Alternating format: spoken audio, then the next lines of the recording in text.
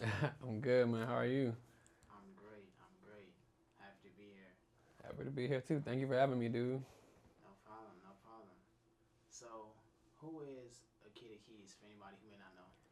Yeah, well, my name is Akeda Keyz. I'm a producer, songwriter, sometimes artist. I love making music. I love working with artists to bring their visions to life. And yeah, trying to be Grammy nominated, Billboard topping, RIAA certified producer one day. We on the way. Absolutely. Absolutely. So, where were you raised, and how would you say it's played a part in who you are today? Yeah, so I was raised in Silver Spring, Maryland. Um, and really, maybe not my geographical location played a huge part, but definitely just like the influences I had around the time. Like my dad really loved music, so he started me in piano lessons when I was young, guitar lessons. So those were really kind of my first introductions into like playing and making music, and then just kind of on my own, I was very curious about rap music, rock music, and just listening to whatever I could find. So that was really big for me. And then, really, I would say the biggest thing for me musically was the time I spent in St. Louis. So I went to college in St. Louis from starting in 2012. And I lived there until recently, until 2020. And while I was there, I really got to lock in with like the St. Louis creative scene, and that's really where I started producing. So that's where I worked with artists like Jerry, Sir Eddie C, Zato, KV the writer, Four Deep, a lot of just the local St. Louis music scene, and was able to really hone my skills as a producer and figure out what I wanted to do with it all. That sounds like a very impactful time and space to be in. Yeah, it was good. That's why I started my first studio, Nina Productions. Nice. Nice. Can you tell us more about that? Yeah, so really, I was a more artist forward at the time, probably like 2016. So I got my first kind of small amount of studio equipment, my first mic, my first interface. I had a laptop, I got some recording software. And at first, I was just recording myself in my bedroom. It was me, my homie Darius, um, and my homie. Oh, Clark didn't live with us yet. We actually had my friend Jasmine was living with us at the time, so we were in a 3 bedroom. And Jasmine ended up moving out, so we had a spare room. And I was like, man, I could make a little recording studio in here. So I moved all my stuff over there, got some, some little soundproofing and a little desk, and started setting it up. And once I felt comfortable kind of recording myself and, recording Darius, um, we kind of started going out into the St. Louis scene, open mics, any just creative events we had. And my kind of deal was like, yo, your first session is free. I'm still learning this. So your first session is free. And then after that, I think I was charging maybe $20 an hour. And I was just recording anybody. But that's how I met most of, that's how I really got into the scene in St. Louis, was just doing that. And it was a good time. It was a really good time, but a lot of stories from that time. But that's how I ended up meeting Jerry. That's how I ended up meeting Jack Spear, Alex Oren, a lot of the artists in St. Louis that were coming up at that time. Okay. And what would you say was the biggest challenge for you when you got into the producing and music space? Hmm. The biggest challenge. Uh, I would say maybe just like getting the quality. Maybe I think that was maybe like my biggest thing that I worked hard on, was just getting to a point where I was making beats that sound good, mixes that sound good, um, things that translated well on, whether you was listening to it on your iPhone speakers or your car speaker, um, and really just locking in the sound. So finding artists that I worked really well with, and artists whose sound complemented my sound, and that kind of thing. Okay. So I think that was probably the hardest part. And what would you say was the most rewarding part of all the work you've done so far? Mm.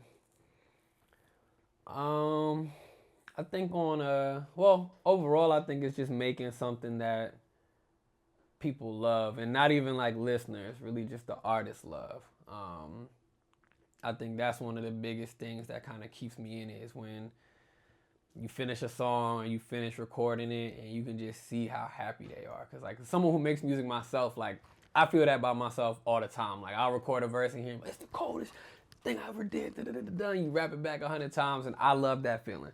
And so I love giving that feeling to someone else, man. Like when you play someone a beat and they're like, oh my God, and you see that inspiration go off and you see them, record it and lay it down and then hear it back the first time, and just seeing how excited they are to hear themselves on a song. Like, I think that's probably the most rewarding thing just in general with making music for me. No, I can definitely see how it can be a very rewarding thing. Yeah. It seems very like fulfilling. Yeah, it's like you help bring somebody's vision to life, and that's always a rewarding feeling. Most deaf. What would you say is your favorite genre to work in? Definitely like hip hop, rap for sure. That's definitely my like bread and butter. I like to dabble in some R&B, but yeah, I'm definitely probably just primarily a hip hop rap producer. More, lyrical kind of like stuff like that. Still modern sounding, but if you think about maybe like your J. Cole's, your J.I.D.'s, your even your Drake's kind of pop rap space too. That's definitely kind of the ballpark I like to be in. Okay. Yeah. Who would you say is your favorite artist that you've worked with so far? Oh man, that's a tough question.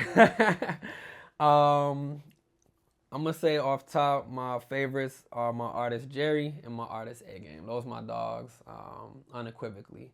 So right now, I'm finishing up. Maybe it'll be out by the time this interview comes out. I don't know. But right now, I'm finishing up an album for A Game called Middle Class Raps. It's a really amazing project. It's really just about bridging that gap between, everybody who's working a 9 to 5 and also pursuing the dream on the side and really just focusing on that hustle. And then I've done a few projects with Jerry. Probably the biggest one, we did a full album. It's called Groovy Blues. That was probably one of my biggest crown jewels, man. We did it from top to bottom. It's got some amazing songs. It's just really St. Louis. It's really, I feel like it captures the spirit of the South Side of St. Louis. Oh, for sure. Yeah. Yeah, Groovy. It's on all platforms, For sure. What's something really good that's happened in your life lately? What is it? The reason for its significance? Pertaining to music or just in general? In general. Okay. First thing that comes to mind is maybe not super recently, but recently I got married. We had celebrated my first year of marriage. Let me say that. Celebrated my first year of marriage with my wife, and that was just wonderful, man. I feel like my family in particular, there aren't a lot of weddings. We don't have a lot of like marriages in my family, so it wasn't something that like I grew up seeing a ton of like happily married people every which way I look. So I think to have that for myself is definitely like kind of breaking one of those generational curses and being able to just experience that love every day. Have someone who supports me in the music and is always kind of like my cheerleader and keeping me going, keeping me motivated. It's a real beautiful thing. It sounds beautiful. It definitely sounds beautiful. Yeah. So. And what's something that you didn't see coming recently, and how did you recover from that? Okay, that's a good one. I'll say, so what are we in now? We're in January. So almost a year ago now, I had quit my job to pursue music full time. And that was something that I think I had always really wanted to do in my life. Like I'd always wanted to just be able to focus only on making music and really have that time for myself where I wasn't splitting my attention. And so the plan was I would quit my job, focus on music. My wife had a job. She would kind of help support the family in that interim time while we kind of built up more of the music stuff. Pretty much right before I was gonna quit, she ended up getting laid off. So that kind of threw a wrench in it, but we kind of just pushed forward anyway. And so I think I went about 6 months before I kind of tapped out and was like, I gotta go back to the old job. And so that was kind of, it was humbling for sure. But I think in that time, both in the 6 months of just being able to work on music and really put my all into it and be in the mix, and even in the process of, re-interviewing at my company and doing all that stuff, it taught me a lot. Like, I try to say, it was an L, but you can't get a lesson without an L, right? Like, Nah, that sounds very like a very fun. yeah, it was highs and lows. Like up down up down. Yeah, highs and lows. But it was a good experience. I think it gave me a lot of like insight into kind of what it really means, be in the music industry, and that kind of thing. And so I think taking what I learned from that experience, I was able to kind of distill exactly the kind of producer I want to be, exactly what's important to me, and kind of really figure out what my values are. Because just in that time, a lot of things were tested. So I was able to learn a lot. That's good. Knowledge is definitely valuable. Knowledge is power, yeah. And what would you say you feel as though the impact on music has on people? Man, I think it's purely emotional, I think like music is one of our greatest and most natural forms of self-expression. I think like everyone has a song that they play when they're super happy. Everyone has a song that they play when they're super sad. Everyone has a song that resonates with them in like a deeply spiritual way. I think kind of one of my goals as a creative is to just, make stuff that resonates with people in one way or another. Whether it's your favorite song to cry to, whether it's your favorite song to turn up to, whether it's something that inspires another musician or something like that, just to make stuff that resonates with people. I think that's really kind of the purpose of music, and really just art in a more broader sense, is just that the self-expression of the artist or artists, and then kind of the impact on the consumer, that emotional impact on the consumer. No, that's a great way of putting it. Appreciate it. That's a great way of putting it. I've been listening to Rick Rubin's book. It's called the Creative Act, and that's been also helping me kind of think about how I approach creation, and also just again kind of to your point, like the effects of it on people. So if anyone's looking for a good read, that's a good one to check out. For sure. Yeah. What would you say is are there any artists in the industry that you look forward to working with? Oh, for sure. I would definitely love to work with Cole. Like again, like a J. Cole placement, having J. Cole rap on one of my beats would be super hard. I think he's like just such a dope lyricist. It's gonna sound generic too, but Drake for sure. I think Drake is he's one of the best rappers alive right now. You know what I mean? Like, he's super popular, so I feel like people try to downplay that, but I feel like I've been a Drake fan since he was in the mixtape days, So obviously a Drake placement would be huge. As far as other producers though too, Metro would be huge. Especially, cutting my teeth in St. Louis, I think it'd be like super dope to go full circle and do some stuff with Metro. I'm a huge fan of The Alchemist. I think just the way he is so true to like hip hop, and really has built his brand on just having these really close connections with artists. I think working with The Alchemist would be super fire. In the past, I might have said Kanye. I think I still would say Kanye, but, Brother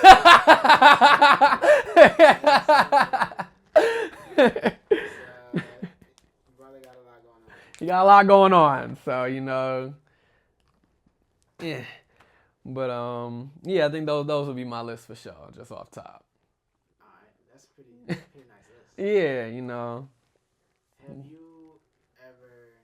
Do people come to you for like advice often? Like people who are looking to get into the music space? Yeah, definitely. I feel like I've been doing this a while, and I'm self-taught. Like I've taken a couple classes. I think like a Pro Tools class, and that's kind of like the most formal education I have around like production specifically. Like I took piano lessons, I took guitar lessons, but like other than that, I didn't really go to school for nothing.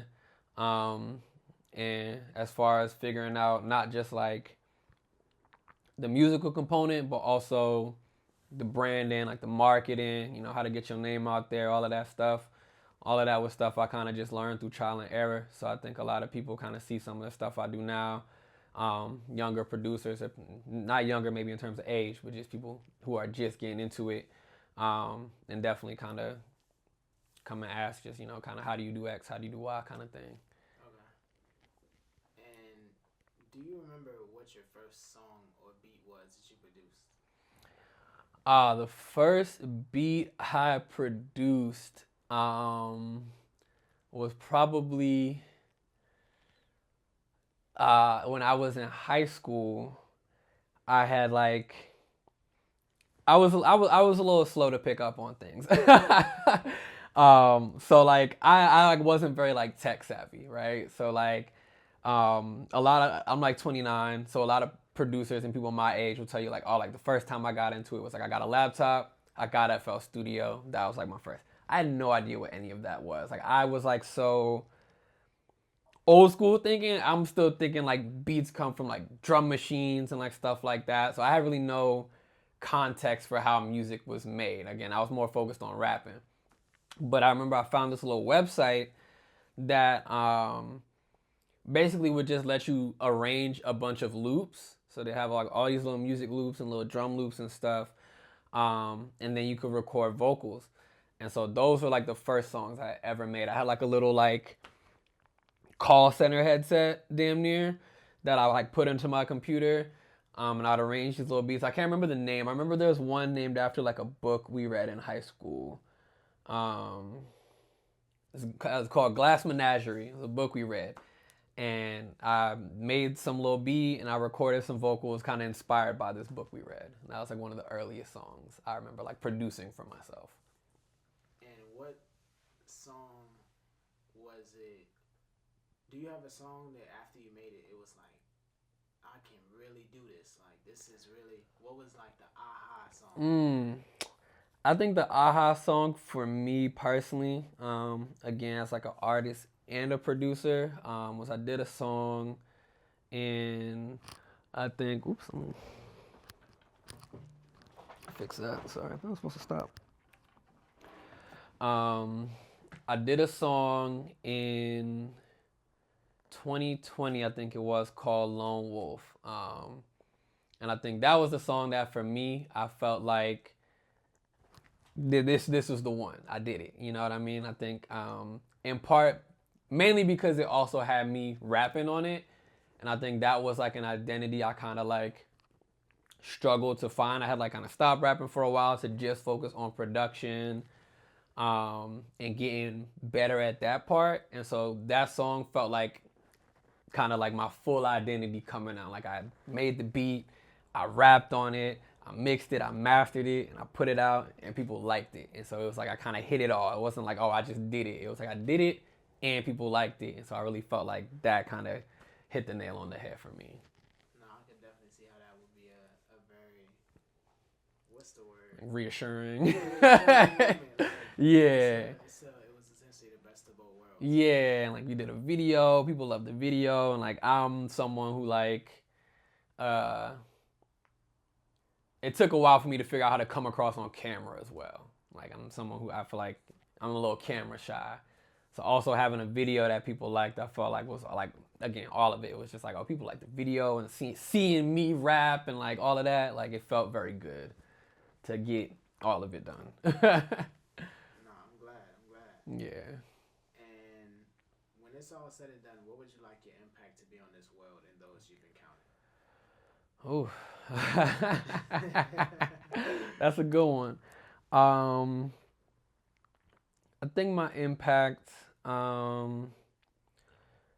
think as a creative, is to inspire um, in one way or another. So whether that be inspiring emotion from a listener or inspiring another creative to make something, I think having a lasting impact in which people can go and when they saying like I'm trying to learn how to be a better producer or learn XYZ about production or creativity or just music, let me listen to some Akeda Keyz and really see what he was doing on his records, right? The same way that when I was learning to make beats, I was studying Kanye, I was studying Metro, I was studying, the greats, Timbaland, all these different producers and distilling their styles and figuring out what made them great. And also listening to their songs and being like, man, I love this song. I just want to listen to this song all day. Having that be my impact, musically would be amazing. Whether it's, on a huge global scale or whether it's, some kid in Indiana who stumbles across a lone wolf and is like, man, this song hard. I could rap. Let me make a beat. Let me do something, because I heard this. I think that would be amazing. I think broader, just in my life in general, it's just helping people, man. I think that's all we can do. I feel like that's the greatest act of love is like selflessness. So just being able to make the people around me make their lives better, bring joy into other people's lives. I think if I can do that while I'm here in this short time, then I think we checked the box. I think we did it. That definitely sounds like a wonderful idea. Yeah. Where do you see yourself in 5 years? In 5 years. All right. So like I said, full disclosure, I'm 29. So I'm turning 30 this year. So 5 years, I'll be 34. I got the wife, have a couple kids. In 5 years, really be doing it. I really want to see all my artists that I work with blown up and they're doing it. They're fulfilled in their artistry and I'm supporting them in their artistry. I have maybe my own production company or label imprint that I'm working on. I think there's a part of me that would love to be a studio owner. I think it's such a good business and a good way to support artists and the community if done properly. And I think I've learned enough in my experiences to do it properly that I would love to have my own kind of professional studio that I work in, that I rent out for other people. Have a few plaques, some gold, some platinum, some number ones, that kind of some stuff to hang on the wall. Yeah. We love accolades. And be in a position where I can make sure my family is comfortable. I want to retire my mom, take care of my dad, take care of my nieces, my nephews, my wife, and just being someone that can support their family and be someone they can depend on. Absolutely. Yeah. Sounds like a great person to be. I'm trying. You're doing the work. Appreciate that, brother. What would you say is your favorite part of the beat?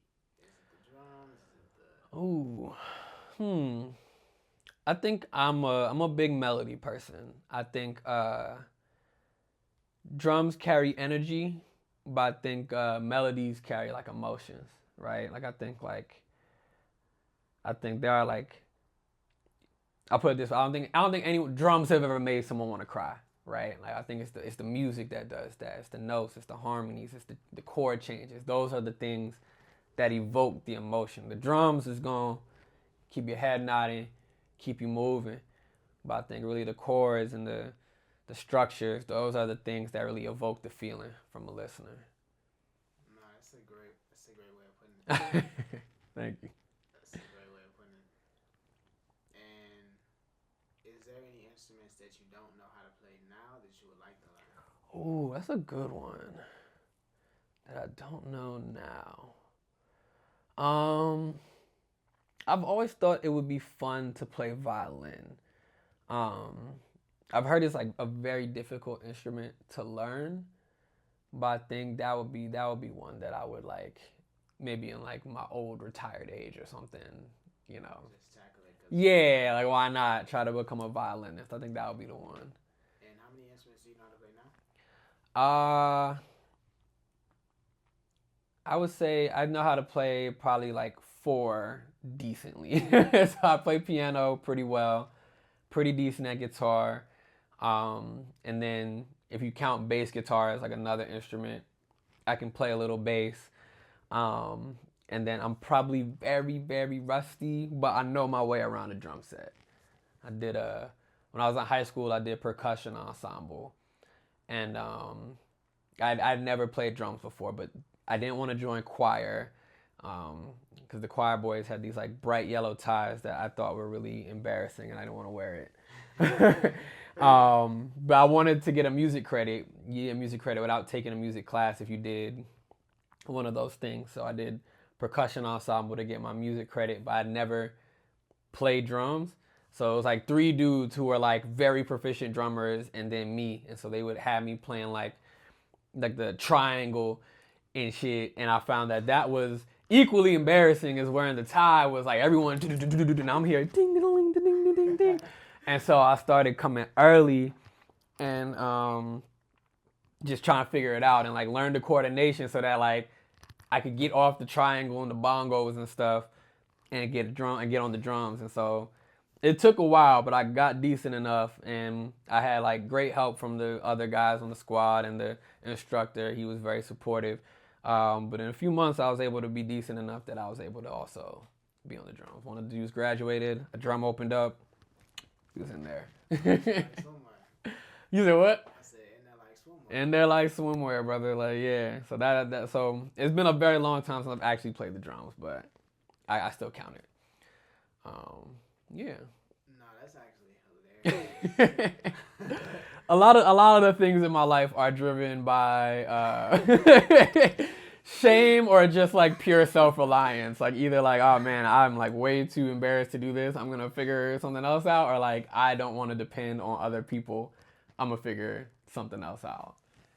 Alright, so what would you say was the top of the top moment of like, oh yeah, I ain't doing this, I gotta find something else?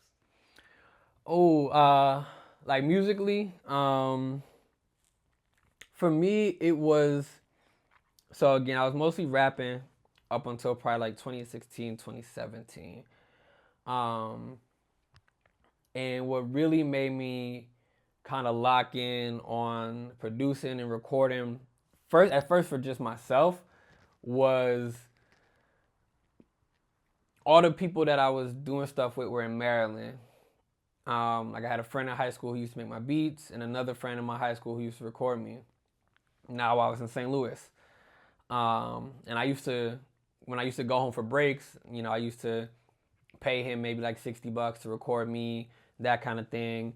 I used to try to find beats online and like buy those, but I was just finding like it was just way too much of a hassle dealing with other people, like and paying money, and sometimes the beat wouldn't be like exactly how I wanted it. Like I might want this part earlier, take the drums out here, and like when you dealing with people just off the internet, they not really trying to do all that. You know what I mean? Like not unless you like really coming off a whole bunch of bread that I didn't have because I was in college. And then similarly with recording, it was like I might listen back and, you know, no shade to bro if he see this, he's a very talented person, but there was times where just felt like like the level of care that I know I have for myself isn't there when other people are doing these things for me. Like I might say a word not quite how I want to, and it's like, oh man, like I'm listening to it, you know, a couple weeks later, and it's like I can't go back and fix it, or and he didn't hear that I said that weird and correct me or something, so I gotta just do this myself. I don't know if it was ever like a definitive like moment or thing that happened. It was just kind of like a series of like a bunch of songs, and I was like, I just for some reason don't like these. um, let me get in here myself and figure out what it is that I want to do exactly. And so that was kind of how I would say it all really started, was just me trying to figure it out. No, that sounds like. Well, I would say it's very liberating to be able to like control the whole creative process. You feel me? Yeah. Essentially, wear all the hats. Like, Yeah. to not always have to do it, but if you need to. Yeah. And I think, honestly, funny enough, I think now I'm kind of starting to circle back around with certain things, specifically maybe like the engineering and like mixing portion of it, where it's like it can now almost be a little overwhelming, because now sometimes I feel like I'm so ingratiated in the work, I can't hear it objectively.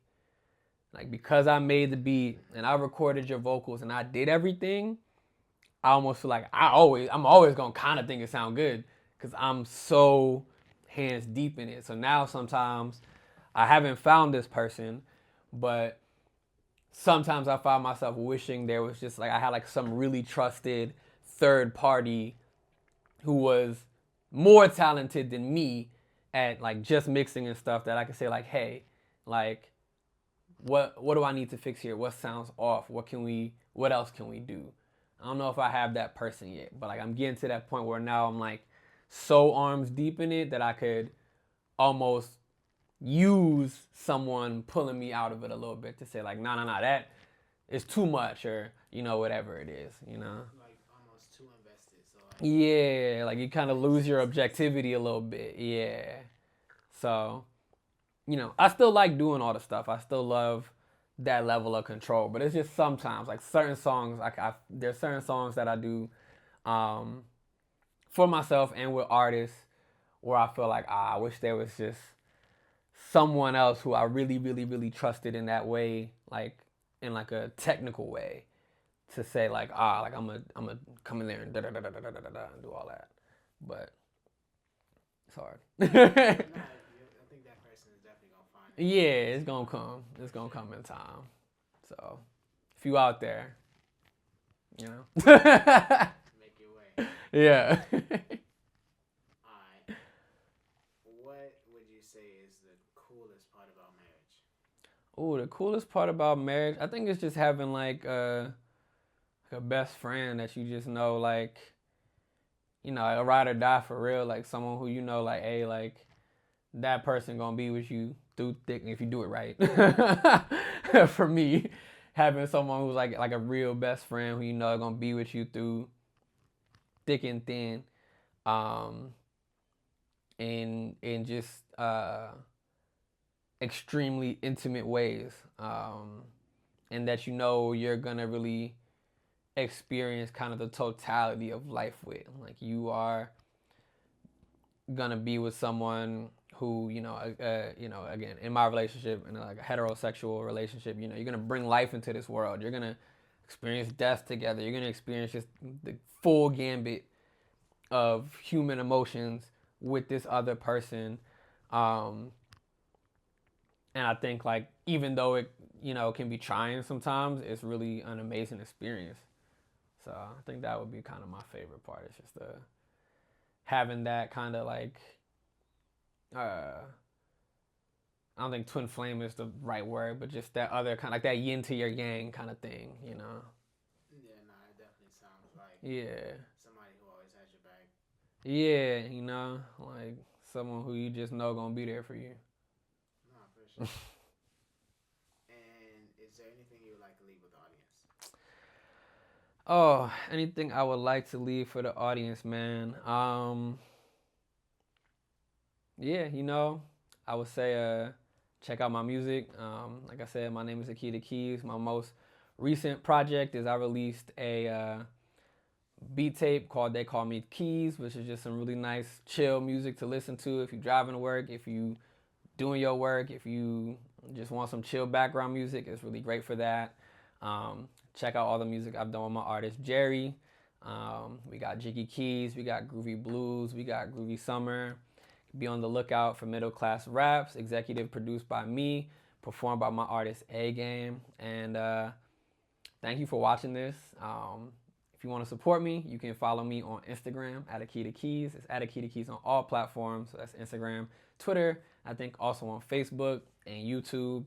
Shout out my boy Trent for giving me the opportunity to just share my thoughts and ramble on camera for a bit. And yeah, just, thank you. And No problem. live your life with love. It's been a pleasure to have you, brother. It's been a pleasure to be here, man. I appreciate the opportunity, really. No problem. Cool. That was great, man. Thank you, man. I appreciate it. Those are dope questions, dude. Thank you so much. This was awesome.